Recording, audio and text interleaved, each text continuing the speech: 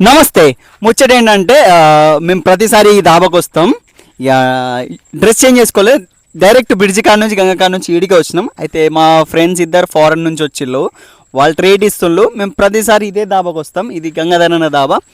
ఇక్కడికి రావడానికి ఒక్కటే రీజన్, చాలా పీస్ఫుల్గా ఉంటుంది. ఇక ఇప్పుడు సిటీలో ఉండే వాళ్ళు ఎట్లా ఎక్స్పెక్ట్ చేస్తారు, ఒక పంట పొలాల మధ్యలో ఇక తినడానికి ఇక సడన్గా వాళ్ళు సిటీలో ఉండి వస్తారు కదా, ఇక పంట పొలాల మధ్యలో తినాలనుకుంటే ఎట్లుంటుందో ఆ వెదర్లోనే ఉంటుంది. అంటే ఆ ప్లేస్లో ఒకసారి ఈ పొలాలు చూడండి, పొలాల మధ్యలో అసలు మొత్తం ఇటు చూడడానికి అసలు మొత్తం కూరగాయ చెట్లు, ఇవి తాటి చెట్టు. లాస్ట్ టైం వచ్చినప్పుడు అయితే ఇక తాటికల్లు కూడా ఉండే, తాటికల్లు కూడా తీసుకున్నాం, 2 విందలు తీసుకుని ఉంటే.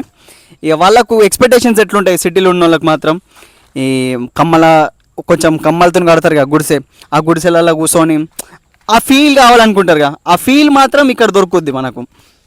ఎంత మంచి న్యాచురల్ చూడండి, అసలు వెదర్ మంచిగా పంట పొలాలలో కూర్చొని తింటే ఎంత కడుపు నిండుతుంది, అంత కడుపు నిండుతుంది ఇక్కడ కూర్చొని.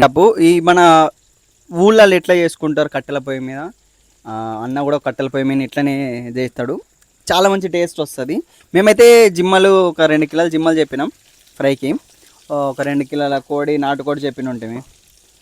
కొంచెం పెద్ద ఎత్తున ఉంది పార్టీ, నేనే కాలుస్తున్నా జిమ్మలు కూడా.